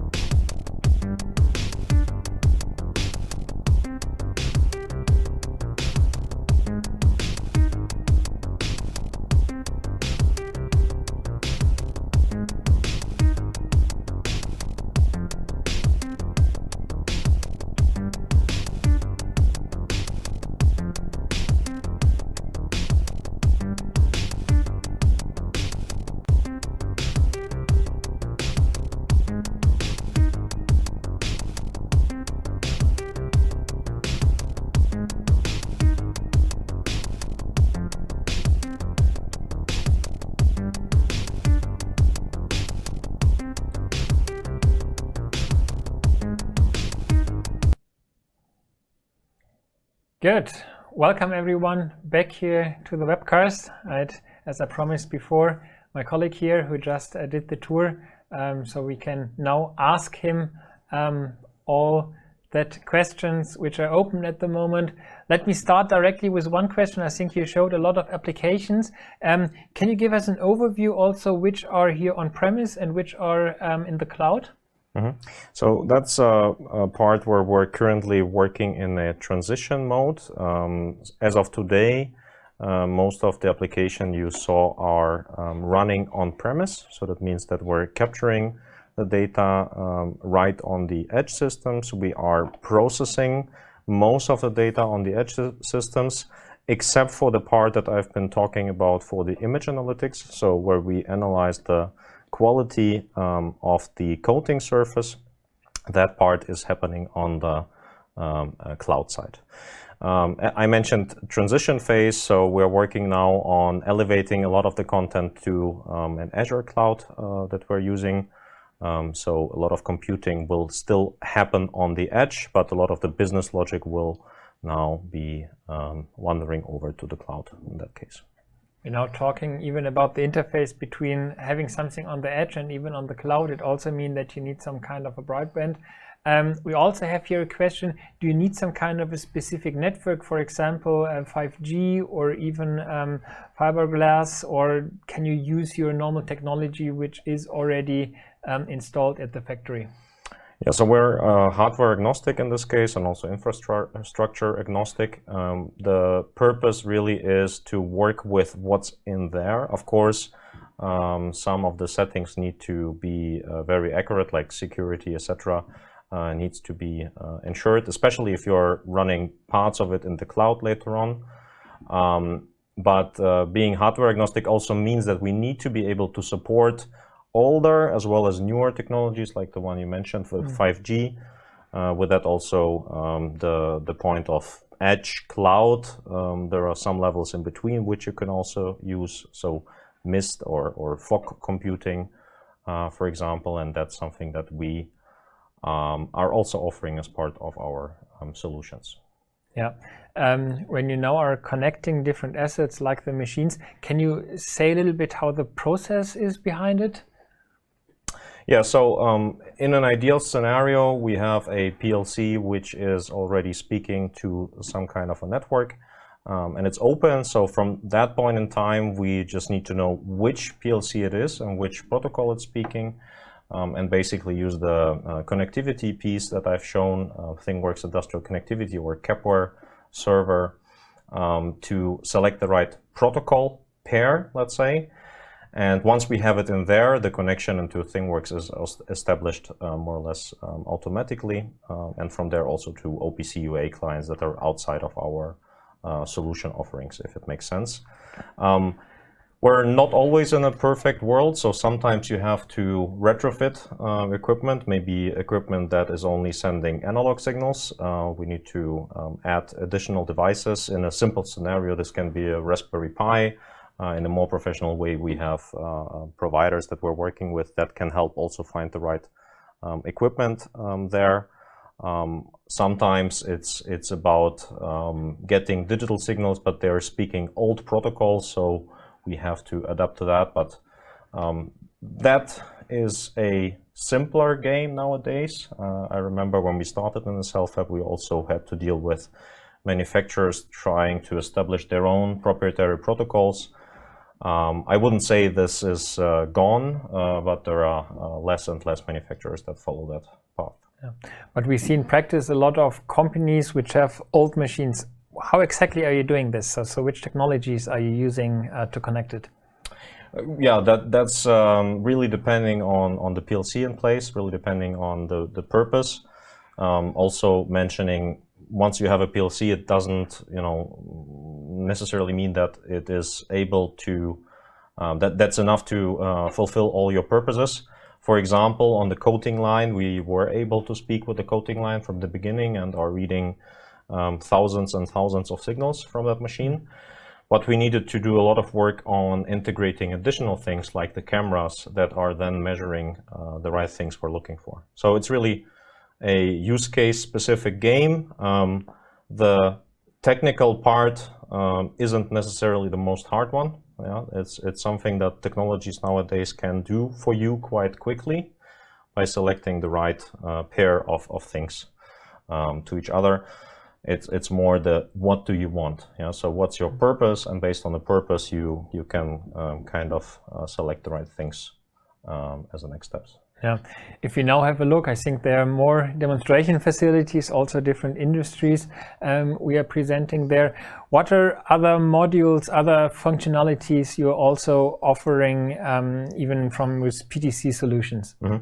Yeah, so we just saw a very small fragment today, basically on the shop floor.